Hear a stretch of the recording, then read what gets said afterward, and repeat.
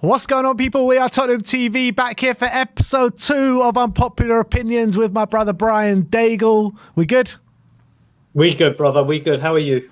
Yeah, not bad, my friend, not bad. We've got quite a few unpopular opinions to get through for episode 2, so let's get straight into it.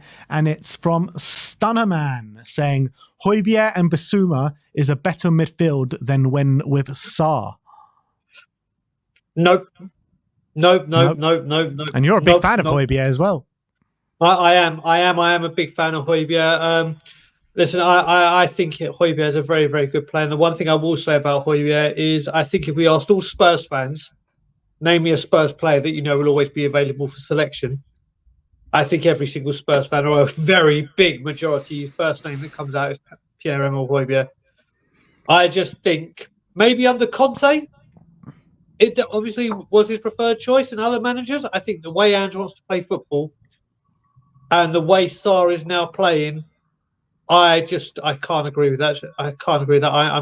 I'm a huge fan of Sarr, as are you, and I think Sarr will potentially be levels above him, and is starting to show it. Yeah, I mean, I couldn't agree more, to be honest. I think Højbjerg is a fairly limited player, in my opinion. I think Sarr's got a much better engine. He can last for longer. He's got better stamina. But I do rate Højbjerg, but I just feel like Sarr just gives us that extra bit that maybe Højbjerg doesn't give us on a football pitch. And I actually think Sarr's got the technical ability as well, where he can be chipping in with more goals, more assists on a regular occurrence. I know Højbjerg had his best season in that sense last season, but I know he's shown it to a certain extent this season. He's got one goal and maybe has he got an assist? Got a couple of assists maybe? Yeah, he did the against Bournemouth. Yeah, exactly. So I think he can be chipping in with more goals and assists, but at the ripe age of 20, you can't argue against it. He's 20 years old. It's unbelievable. What a ceiling this guy has. What a ceiling. So that's that one. Let's move on. We got one from the Jorical, and he says, here we go. Strong squad cohesion is not possible with a powerful superstar in the club. Kane's departure is part of the solution, even if it wasn't responsible for the problem. We spoke about this briefly. I think he's bang on the money. I think he's just basically put what I was trying to say in. Of course, it'd be the Jorical that would do it. So just come into and do it. Well articulated by the Jorical. That's the word I was looking for. That's the word I was looking for. Yeah, I think he's absolutely spot on. But do you not think is Son not a powerful superstar? He is, but I think, do you know what? He's huge here, but obviously this was Harry Kane's homeland. If this was obviously back home in South Korea, he's king. He's the Lord Almighty. He's everything. I think everywhere here was all about Harry Kane, England captain, Tottenham goal-scoring legend, and obviously there was a lot about him on there. He was the franchise. He was the there's my North American coming out franchise. He was the star man where everything. The poster boy. Yeah, there we go. And obviously it had become, and we were just talking in the previous episode about the differences Son's made on the back end. So yeah, I think he's bang on the money. So do you believe then that if Harry Kane was to rejoin Spurs this summer, let's just say for hypothetically, that the squad cohesion won't be as good as it is now? No, I think Sonny would have built it up so much that one player coming in would have to fall in line. That's what I genuinely think. So do you feel then if Harry Kane was never to have left, then the squad cohesion wouldn't be as good as it is now? That one, these are coulda, woulda, shouldas and everything, isn't it? Yeah, but that's what he's saying. I don't know. I honestly don't know. Put it this way? Do I think the huddle at the away end would have happened? No, I don't. Do I think the huge smiles and the connection that you even hear with the players talking in interviews, whether it be everyone going, "Oh, we're family, with this, with that"? No, I don't. Do I think there'd be the interaction on people's social media? Did we ever see that before? No. I don't think any of this happens without him there. Maybe the kind of gap between the fans. I don't even know if that's true. I mean, I kind of understand what he's saying, that maybe Harry Kane needed to leave to kind of for the club to move on. but I don't think Harry Kane was a problem for squad cohesion. I just don't believe that to be that's true. What you say. You got to remember what Joey's saying. Without him being the problem, I'm not labeling this all on Harry Kane and saying, Harry Kane, you're a bad man. You're this. You're that. You were the. I'm saying the way that he had got there, and the way obviously we were with him, because he was like literally our hero. There wasn't many heroes over the years, was there, recently, or especially over the last two managers? Everything was him. Like now we're talking about Sonny, Madison, Basuma, Van der Ven. Like you said at the beginning, and last season it had been Harry Kane, Harry Kane, Harry Kane, Harry Kane, Harry Kane. So he wasn't the problem. But you look at, as in him himself, but you look at the difference with him gone, and there definitely is a shift. Yeah, but is it because he's gone, or is it because Ange has come in? I think it's more to do with him, with Ange coming in, to be honest, and the players that have emerged this season. I think the same players would have still emerged this season if Harry Kane was still here. And I feel like if Harry Kane was here for the first 8 games of the season, we're winning some of these games more comfortably with the low blocks. And I think it helps us more when combating a low block. I think Sheffield United, we would have been putting away a lot easier than we did. I think against Luton, even with 10 men, I think we're putting away easier than we did. And I think against Liverpool, against the 9 men, I think we create more chances than we did. So I don't know. I'm not sure if I buy into this narrative. Let me just chuck one thing there. So if Kane was here, Kane would be centre, Son would be left wing, and we saw how Son started on the left in an Ange system, and it wasn't very good. Since he's moved to the centre, he's been absolutely outstanding, and that would never have happened if Kane was still there.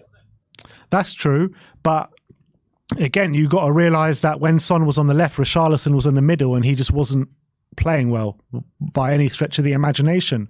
So if Sonny was on the left and Kane was up top, I still think you see a fluid front three, and I still think you see a lot of goals and good play. Do you know what? We could probably do 3.5 hours on this question. Probably.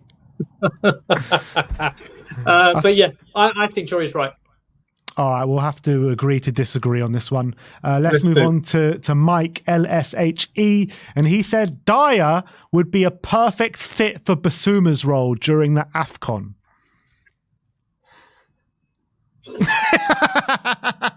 I'm trying to see if keep the face for long enough. This has got to be a joke. This has got to be a joke. Is Mike another one of your trolls? No. Mike is not.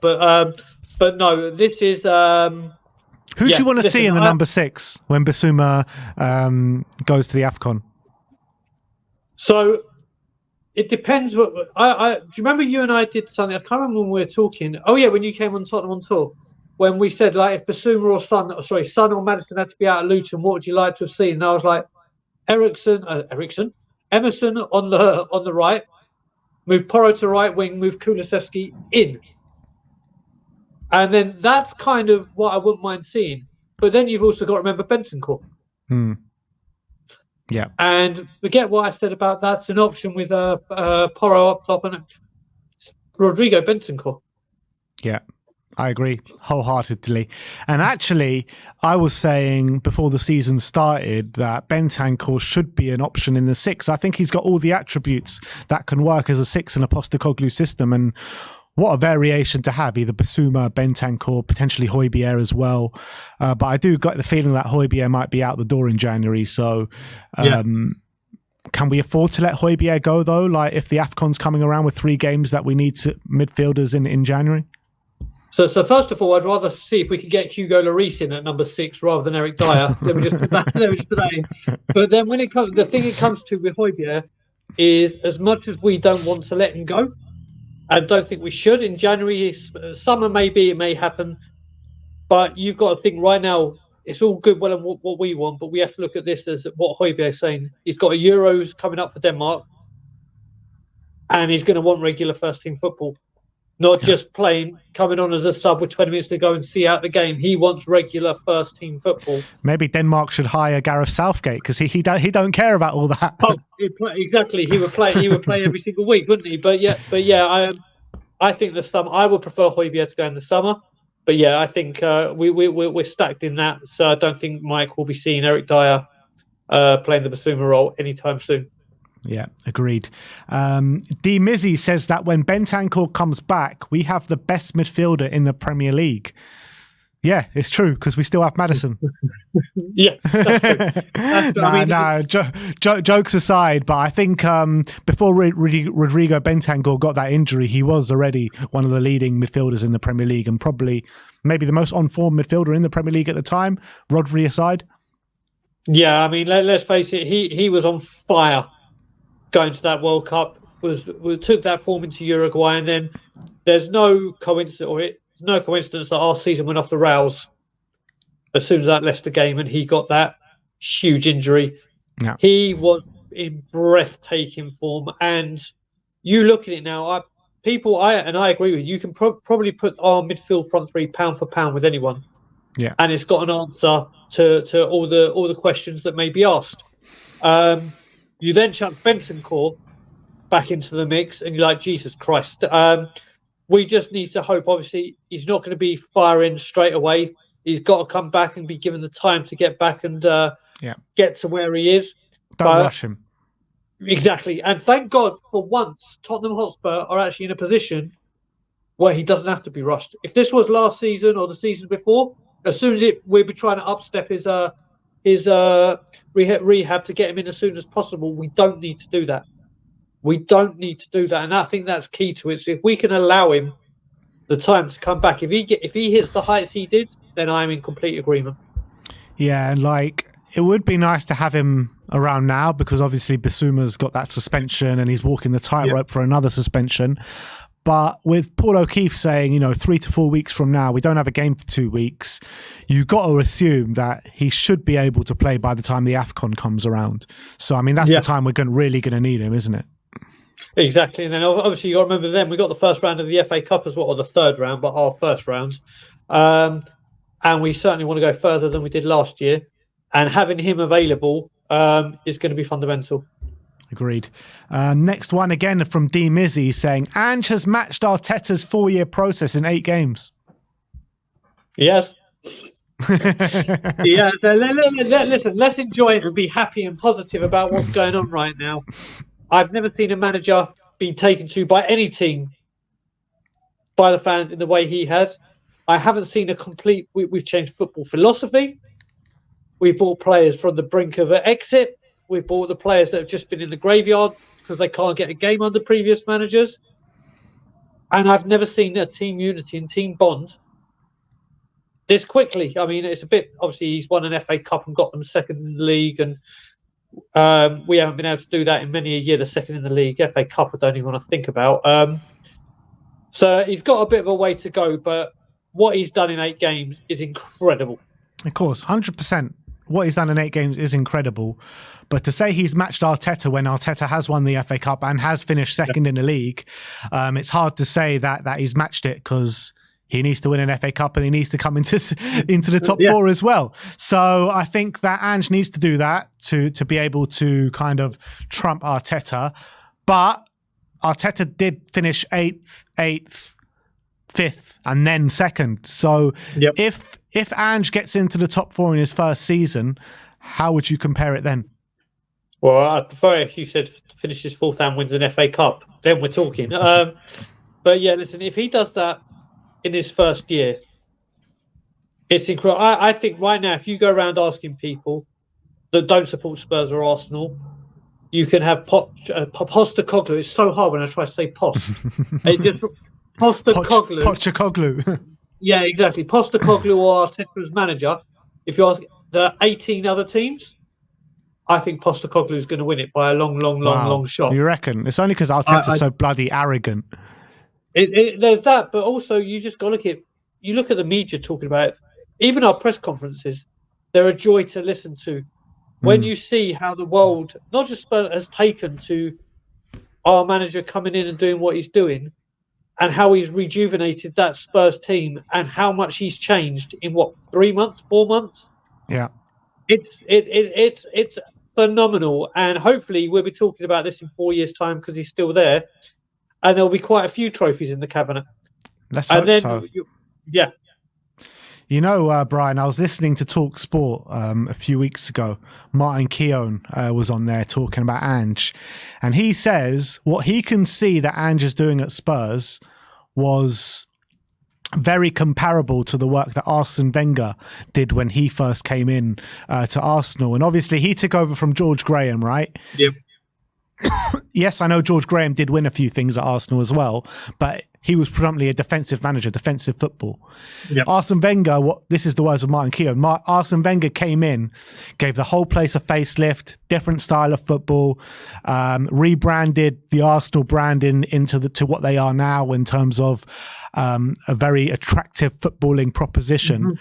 And he got them straight away fighting for titles. And he says that Ange is doing the exact same thing that Wenger did when he came into Arsenal. So it's 11:32 on Thursday, the 12th of October. Toronto and time. For the first time, Toronto, yeah. And for the first time ever, I'm going to say words I never thought I would say. I agree with Martin Keown. I need a shower. But yeah, listen, for him to say that, and we know his Arsenal bias and whatever, they are very, very bold words. And when someone can see something like that, you have to think. Wait, not saying that he's going to go and have the success that Arsene had, because let's face it, he had wonderful success in his first part. They're encouraging words.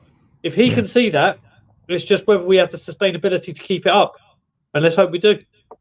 Let's hope so. But that brings an end to episode 2 of Unpopular Opinions. Episode 3 will be on the way on your screens very, very soon. Thank you, Brian, for joining us. We'll be back for episode 3 very, very soon. Like, subscribe, and comment. And as always, come on, you Spurs. Come on, you Spurs.